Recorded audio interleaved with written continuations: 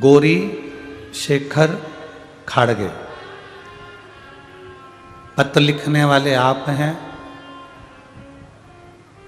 पुणे कात्रज।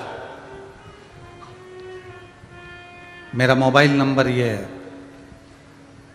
जिनने लिखा है अगर वो बैठे हों तो अपना हाथ खड़े होकर हिला सकते हैं। आप ही ने लिखा। एक बार वापिस आते लो। श्री शिवाय नमस्तुभ्यम। गौरी शंकर खाड़गे।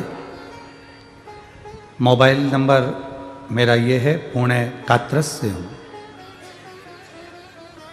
गुरुदेव, लॉकडाउन के समय पर इतनी तकलीफ रही। जॉब चली गई थी, सर्विस नहीं थी। कई लोग, कई महाराज लोग भी हमसे कहते हैं क्या शंकर जी पे जल चढ़ाने से या शिव जी का कोई उपाय करने से कुछ मिल सकता है। हम महाराजों के नाम तो नहीं लेंगे, पर उनका भी विश्वास शिव पर नहीं था। हमको बार बार टोकते थे कि आज शंकर को जल चढ़ाने से या शिव की पूजन करने से ऐसा हो सकता है। पर विश्वास दृढ़ होता है तो बाबा सुनता है। नौकरी चली गई थी, खाने पीने के भी तकलीफें जब आने लगी, केवल एक बार शिव महापुराण की कथा टीवी के सामने बैठकर सुनी और बाबा से विश्वास रखकर, भरोसा रखकर प्रार्थना करा तो खुद मेरा कोई लेटर नहीं था, केवल एक फोन आया और मुझे ज्वाइनिंग मिल गई और मेरी नौकरी वापिस लग गई। गुरुदेव, मेरी बेटी जो शंकर जी को मानती नहीं थी पर शिव जी में उसकी रुचि बढ़ी। वो नीट का एग्जाम दे रही थी, निकल नहीं पा रही थी। बेटी ने कहा, माँ मैं नीट का एग्जाम दे रही हूँ, क्या भोलेनाथ मुझे पास करेंगे। मैंने बेटी से कहा, वो सीओर वाला महाराज कहता है कि मेहनत पूरी करो, कर्म पूरा करो, अपनी मेहनत में कोई कमी मत करो तो भोलेनाथ साथ जरूर देता है। तू परीक्षा की तैयारी कर, बेलपत्री में शहद लगाकर शिव जी को चढ़ा और फिर एग्जाम देने के लिए जा। मेरी बेटी ने खूब मेहनत करी, गुरुदेव जैसा आप कहते हो उसी अनुसार।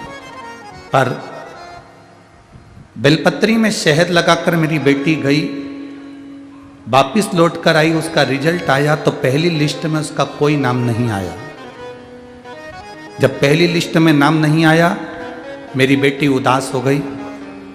उसने कहा, माँ भोलेनाथ सुनते नहीं है। मैंने कहा, नहीं, शिव की कथा कहती है कि सुनता है। दूसरी लिस्ट आई, उसमें भी मेरी बेटी का कोई रिजल्ट नहीं आया, नाम नहीं आया। मेरी बेटी तीसरी लिस्ट का इंतजार करती रही और तीसरी लिस्ट जब आई तब मेरी बेटी प्रसन्न होकर कहती है, माँ मैं नीट के एग्जाम में पास हो गई और मेरे बाबा ने मेरी लाज रख ली। गुरुदेव, मैं तो आखिरी में बस यही कहना चाहती हूँ कि लुटा दिया भंडार काशी वाले ने और कर दिया माला माल काशी वाले ने। शिव सुनता है। बैठो बहन, श्री शिवाय में। शिव सुनता है, केवल आपका भरोसा दृढ़ रहना चाहिए, आपका विश्वास डोलना नहीं चाहिए।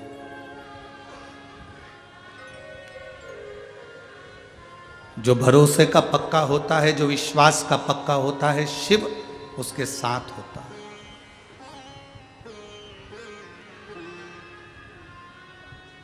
आपका भरोसा कितना पक्का है, आपका विश्वास कितना दृढ़ है।